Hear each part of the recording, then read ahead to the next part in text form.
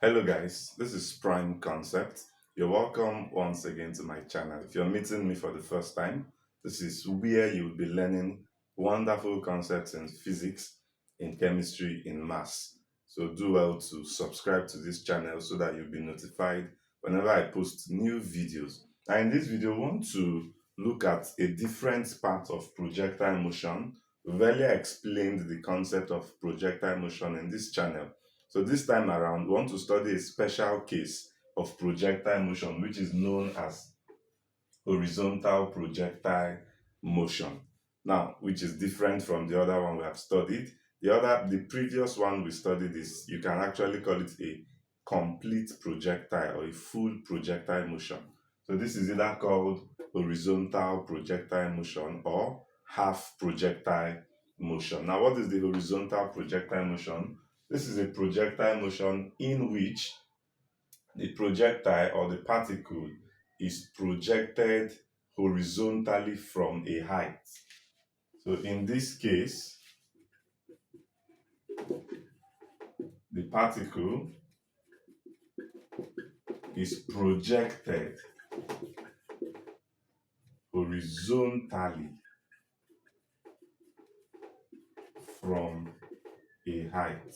So this is very important. The particle is projected horizontally from a height. So you would always hear that statement: a particle is released or projected horizontally from a certain height. Now, example of this kind of projectile would include pulling a ball away from a table. Say you have a table. Say this is a table. This is a table, and you release a ball to fall from that table. This is an example of a horizontal projectile. When you project a ball horizontally from a table or to fall from a table, is an example of that. So you notice this ball would go horizontally and then it would curve downwards. So it would follow this parabolic path. So this is an example of a half or horizontal projectile. You can also have, say, a bullet released from an airplane, right? You can even have a bullet released from a horizontal gun. So you have a gun held horizontally like this, and you release a bullet. It will go to project horizontally and then drop in that parabolic path. You can also have an example where you have a horizontal hose where you can use to release water. So you have a hose horizontally, and water is allowed to flow out of it. It still follows this concept of horizontal projectile. And this diagram you can see is actually the diagram for this motion. So this is how the diagram would be, like this. So where this is the height, this is the height from the top. This is the height, and then this is the initial velocity of projection, horizontal. So this is the range. So this is what we call horizontal or half projectile. One of the things that you would notice, or that is unique about this kind of projectile, is that the angle of projection, theta, is actually zero, because you can see that it is projected horizontally. So there is no angle. So it means that one of the things I want you to note is that theta is always zero. The angle of projection is zero. It would not be mentioned. They will just tell you in questions: a ball is projected horizontally, a bullet is shot horizontally, and so on. So the angle is zero. That is one thing you should know.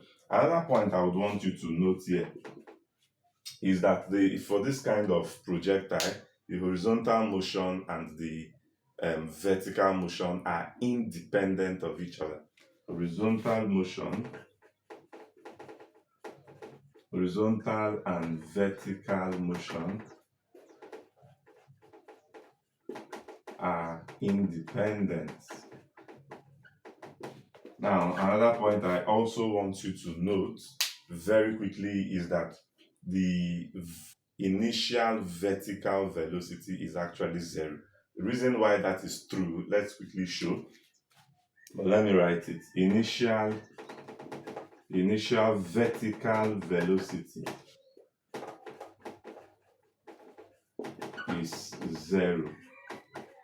The initial, take note of that, the final is not 0, but the initial vertical velocity is always 0. Why is that true?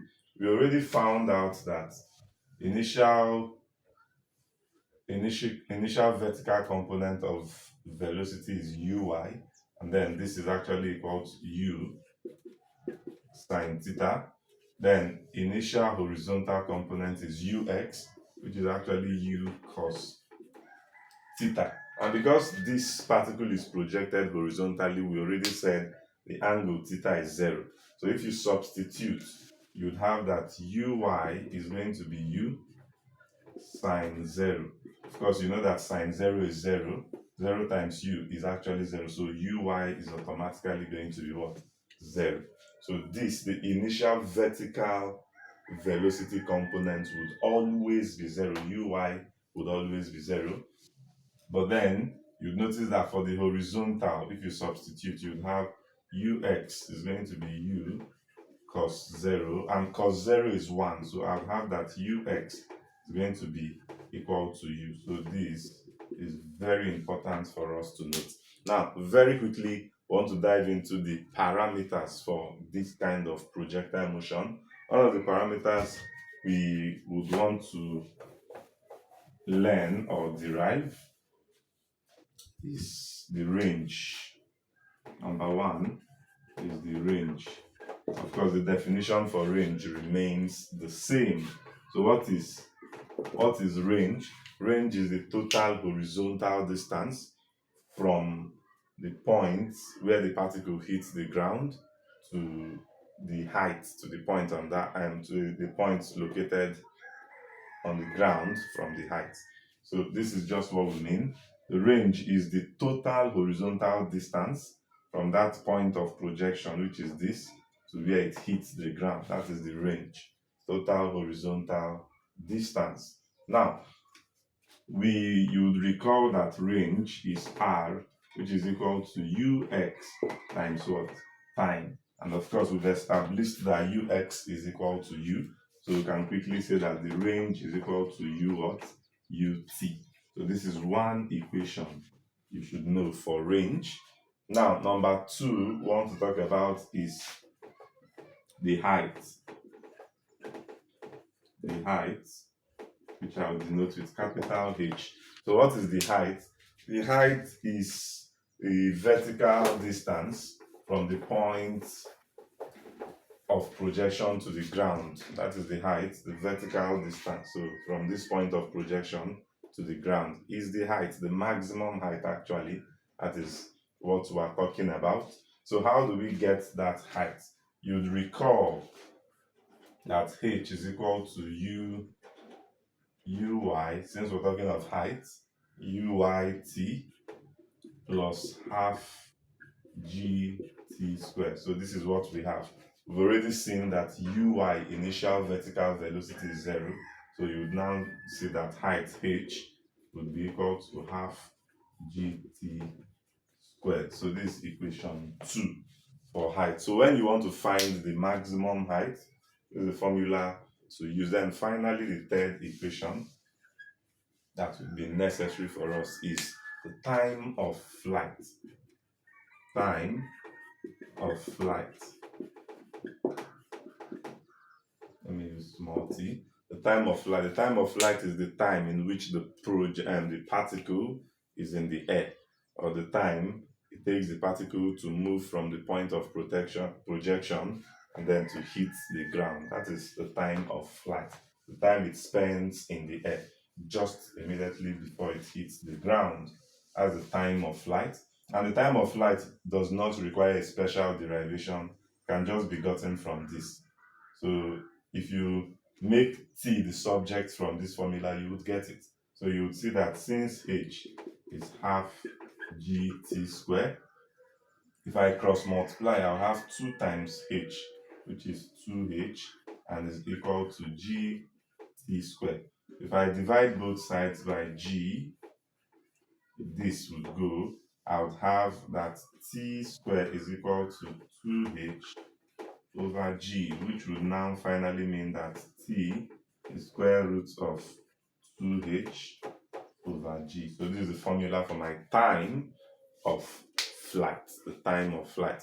Now I want to also mention a bonus formula, which is the final vertical velocity. The final vertical velocity. You already know that for projectile motion, that horizontal velocity remains the same. Initial is the same as final. So, but for vertical velocity changes. So, what will be the final vertical velocity? Final vertical velocity. That's Vy. V means final, Y means vertical velocity. So final vertical velocity is Vy, which is equal to what? Gt. So if they want you to find the final vertical velocity, this is the formula to use. Vy equals what? Gt, which is very simple. So that at the end of the day, the magnitude, this velocity is the velocity the particle has just before it hits the ground. That is the velocity, the final vertical velocity just before it hits the ground. Then this is what you'll be needing to do. Now, what is the magnitude of the final velocity? The magnitude of the final velocity is v, which is going to be the square root of vy squared plus vx squared, where you also note that Vx is same thing as Ux, so no special thing, and it's also same as what? U. So this, we're going to, with these formulas, we're going to solve an example very quickly in this video so that we'll see how to utilize this formula. Let me drop the question. All right, now let's quickly take this as an example, even though in a subsequent video we'll take more examples. And the question says, a ball is projected horizontally. So the moment you see this, you know it's horizontal projectile motion. A ball is projected horizontally from the top of a vertical cliff. So same thing, from a certain height. Top of a vertical cliff, 40-meter high. So it means that the height, the maximum height is 40 meters with a velocity, an initial velocity of 20 meters per second. So u is 20 meters per second. Calculate the time to get to the ground. So the time of flight is what we want to calculate. So number one is time. And we know that time from our derivation is square root of 2h all over g. Of course, we know that g is acceleration due to gravity, so we'll be taking g to be 10 in this case. So I'll have that this is going to be the square root of 2 times 40 divided by 10. So the time is going to be the square root of, and this can go, 2 times 4 is 8. So this can be summarized as 2 root 2 second, right? Yes, because 8 is same thing as 2 times 4, which is 2 root 2 second. You can still evaluate this if you like. And that's the time of flight. The next thing they want us to get is the range, the horizontal distance covered. So number 2 is range, which we know that r is ut. So which is same as u was given to us as 20 times what now? The time. So the time we've gotten as 2 root 2. So our range becomes what now? 40 root 2 meters. Remember, range is a distance. Now, the third thing, they said the range and the resultant velocity. Calculate the time to get to the ground, the range, and the resultant velocity with which it strikes the ground, the resultant velocity. Now, for us to get resultant velocity, we need to get, of course, with which it strikes the ground. That's the final velocity. So it means we need to find Vy, right? And we already said that Vy is equal to Gt. What is our G? 10. What is our T? 2 root 2. So it means that Vy is going to be 20 root 2 meter per second. So we have Vy, and we know finally that our resultant velocity, where we know that Vx is same as u. So our resultant velocity is simply going to be, with the formula I just gave, is going to be V, which is square root of Vy squared plus Vx squared. So V becomes square root of Vy 20 root 2 all squared plus Vx, which is same as u, is 20 all squared. What do I have? I have this 2, this square, cancel this square root, so I'll have 2, but this thing will affect 20. 20 squared is 400. 400 times 2 is 800. 800 plus 400. So this is going to give me square root of 1200. So that is my answer. So I believe that I don't have what to evaluate that with. So I'll stop there. So I'll stop it here, even though we can still break it down, but let me just leave it at that point. So this is our answer, and I believe that what I've explained so far concerning horizontal projectile motion is clear. With this concept, you should not fail any question under projectile. If you are preparing for JAMB exam, it's a common problem you'd meet in JAMB, in WAEC, in your JUPEB exam. If you're a student of UN and UNIZIK, so do well to share this video when you come across it. It is beneficial to all of you.